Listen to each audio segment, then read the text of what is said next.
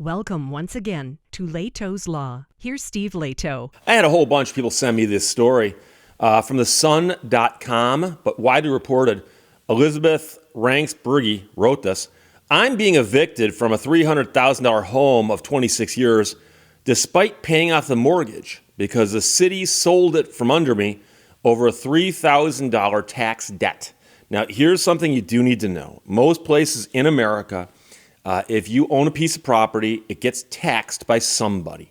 If you don't pay those taxes, they'll become a lien against the property. Some places won't act on foreclosing that lien until it becomes very, very stale, meaning they'll give you a long time to pay it off. But obviously, if you sell the house, you got to pay it off. But if you've lived there for 10, 15, 20 years and you haven't paid the taxes in 5 or 10 years, there's a good chance they're going to come by and sell your house. But they're supposed to notify you before that happens. So the problems that we hear about are twofold. One is we hear about people who say, I heard my house got sold and nobody told me. And the other one is, what happens to the surplus money? So let's assume the house is worth more than $3,000. Let's suppose it sells at auction for $100,000. Okay? Who gets to keep the $97,000? Because in some states, the state or the municipality or the county or the city or whoever it is, whoever the taxing authority is, sometimes they get to keep that windfall, which most people think, okay, that's wrong. And it is. And in many states are actually fixing that law. But here we go. Out of Massachusetts, where the laws put locals who fall behind on taxes or bills at risk of losing their homes.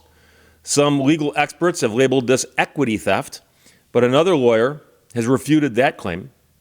The woman in the story here had her property taken away from her because of a tax debt that was under $3,000.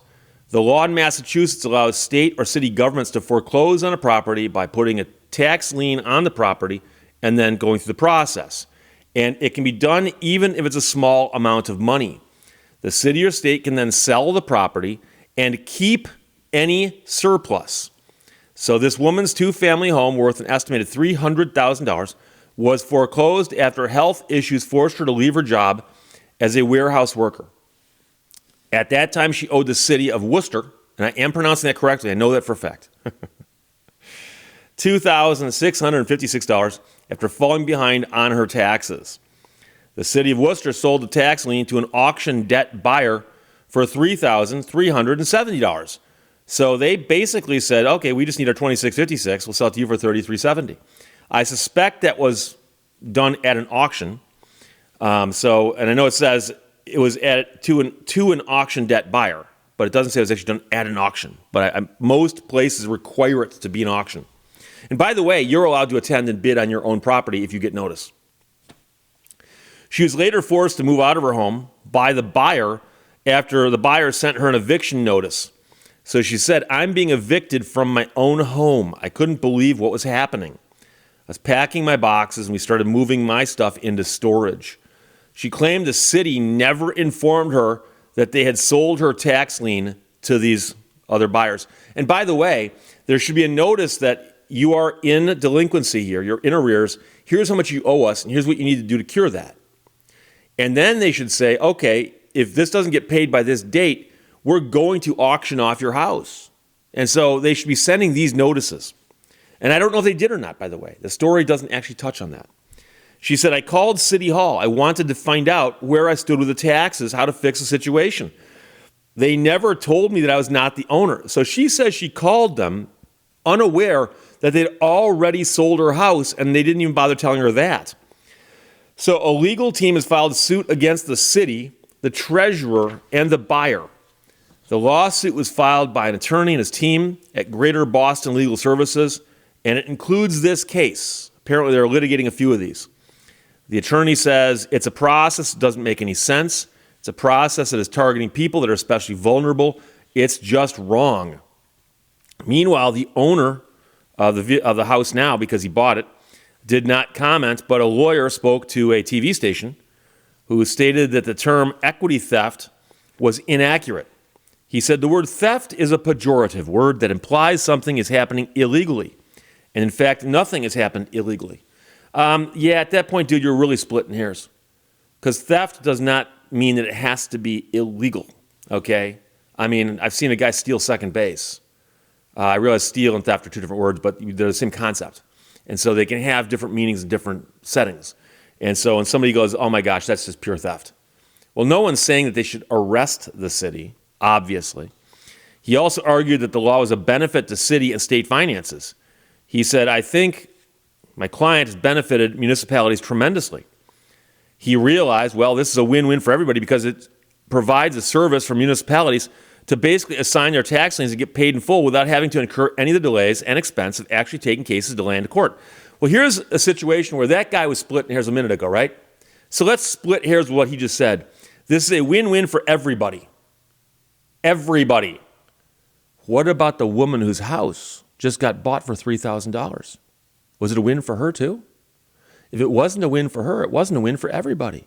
So let's just not throw stones. Meanwhile, the woman who owned the house says she's in court fighting the practice for herself and others. She said, I would not want somebody to go through what I'm going through. That's why I'm fighting this battle, not just for me, but for other people. The city of Worcester officials declined to comment when asked by WCVB, and they cited pending litigation.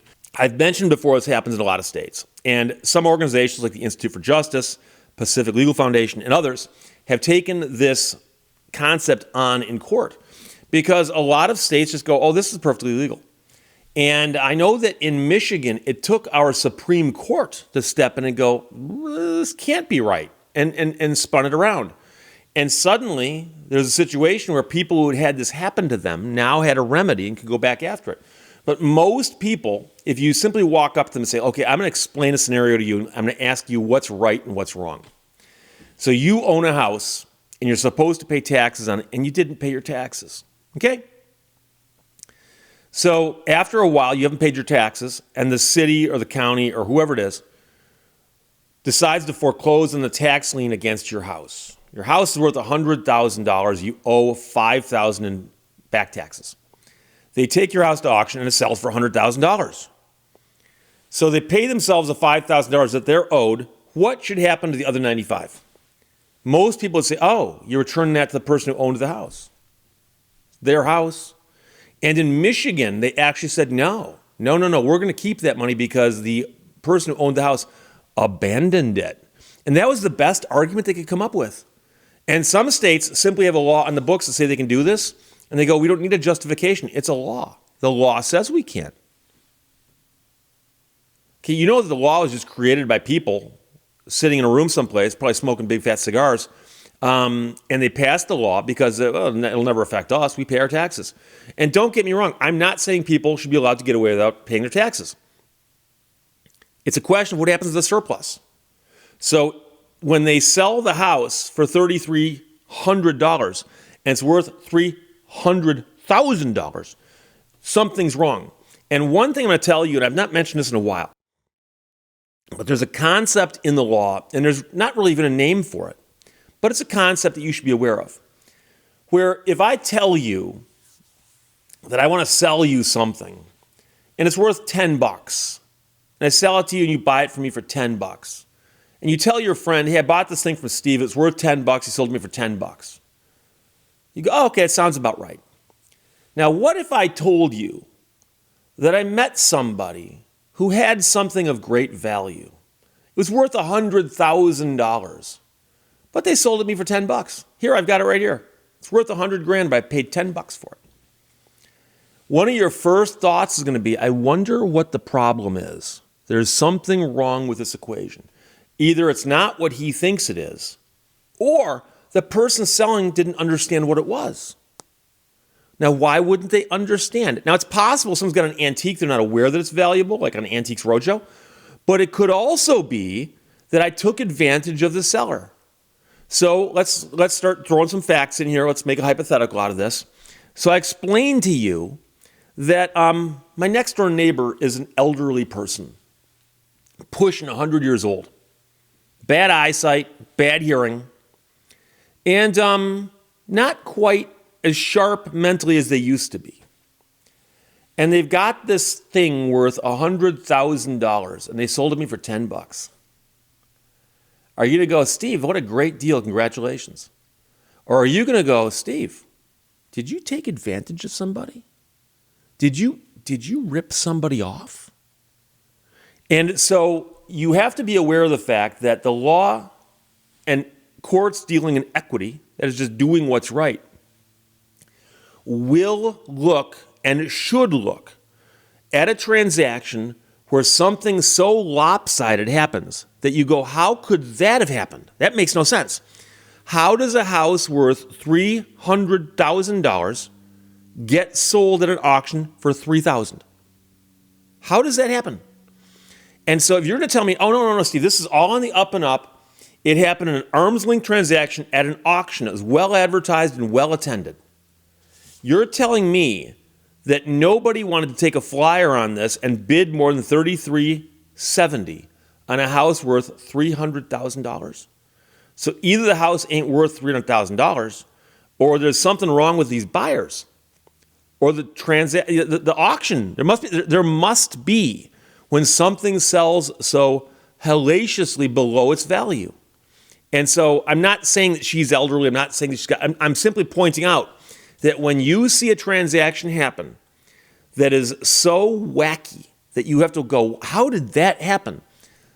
You often look at it a little more carefully to see what did happen, because something strange might have happened. And again, this could all be above board. It could all be perfectly legal under the laws of Massachusetts. It could be. But it makes you wonder. That's all I'm getting at. So once in a while, I'm not trying to lecture you about the law. I'm just asking you to think. Think about this one for a split second.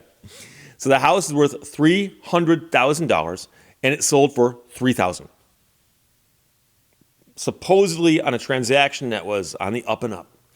That's my question to you. How did that happen? Don't know. But a lot of people sent it to me. Thanks a lot. Headline, I'm being evicted from a $300,000 home of 26 years. Despite having paid off the mortgage, city sold it from under me for a $3,000 tax debt, and now the new owner has ejected me. From thesun.com, Elisabetta Ranksbergy wrote that. Questions or comments, put them below. Let's talk to you later. Bye-bye. Thank you for watching Lehto's Law. Ladies and gentlemen, I've been to Vietnam, Afghanistan, and Iraq, and I can say without hyperbole that this is a million times worse than all of them put together.